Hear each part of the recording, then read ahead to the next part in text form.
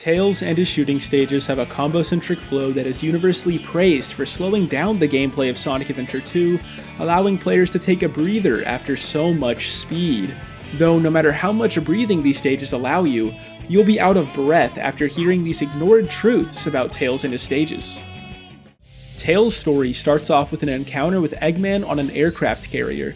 While we know Tails is mainly fighting Eggman to save Sonic, another reason he is so adamant to fight off Eggman is because he wants his mech company's stock price to go up, causing Tails to actually record this fight so he can send his victory to investors. Now on to Prison Lane. We instantly run into an animal utilizing a pipe behind the starting area. This implies this little homie was smoking, and since this prison is a non-smoking area, he had to come to a designated smoking room. Many of the doors in Prison Lane are locked behind the destruction of robots. Though what about destroying the robots opens these doors? The only possible answer is each of these robots has telekinetic prowess, holding the doors shut with their computer minds. The elevator utilized in this section of the prison has a very odd implication. While we all know this prison is where the world's most dangerous criminals reside, with how heavy duty of an elevator is installed here, it must also hold the world's most heavy criminals as well. With a more open-air environment, Mission Street instantly gives us insight into the state of our hero's media representation. This is seen with a billboard describing Tails as a $1 million fugitive. While of course him breaking into Prison Lane is to blame for this bounty, we can only imagine how large Sonic's bounty is in comparison, since Tails is only a partner in his crime. This stage is also home to Tails' booster modification for the Cyclone, though judging by its function, thruster or jet would be a more proper definition. This implies this upgrade was originally going to be a steroid for the Cyclone's leg system, allowing a double jump, but was changed late into development. The alternate name for Mission Street, Rumbling Highway, was actually the motto the civil engineers proposed to market this highway, with the falling off feature supposed to be exhilarating for drivers of this road. However, the 100% loss rate of drivers on this road caused it to be shut down. Route 101 is the road Tails has to take to catch up with the President's limo, and while nothing is inherently wrong with this since Tails is a licensed driver, unfortunately today he forgot his license. This causes Tails to panic, leading to many scuffs on the Cyclone. Hidden Base instantly overwhelms us with an unholy amount of quicksand in its vicinity, though with us knowing Tails' intellect, most likely he could divert all power into his boosters to prevent the instant death from this sand.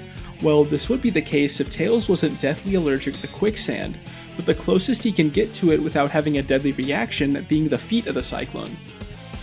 And speaking of an abundance, almost every pillar or beam outside of this facility has pre-placed explosives at their midpoint.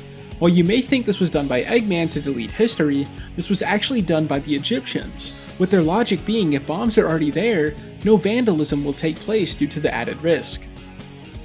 Objectively looking at Tails' stage structure, we can see Tails encounters more enemies than that of every other character.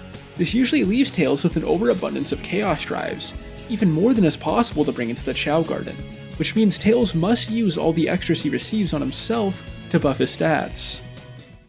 Eternal Engine decides to give Tails an eternal nuisance by placing airlocks throughout its interior. While you may think this is just placed here eternally by devs for gameplay reasons, the eternal reason for these doors is actually logical. The eternal fuel that runs the Eternal Engine can cause an eternal problem if it ever internally leaks. These airlocks allow Eternal Engine staff to eternally dispose of any eternal fuel that would be an eternal hazard for those eternally around it.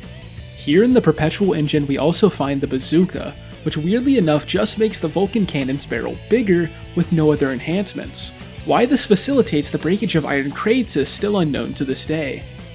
A big misconception about Tails in Sonic Adventure 2 is that he cannot perform a spin dash, though with the footage on screen at the moment, clearly Tails is spinning and dashing across open space.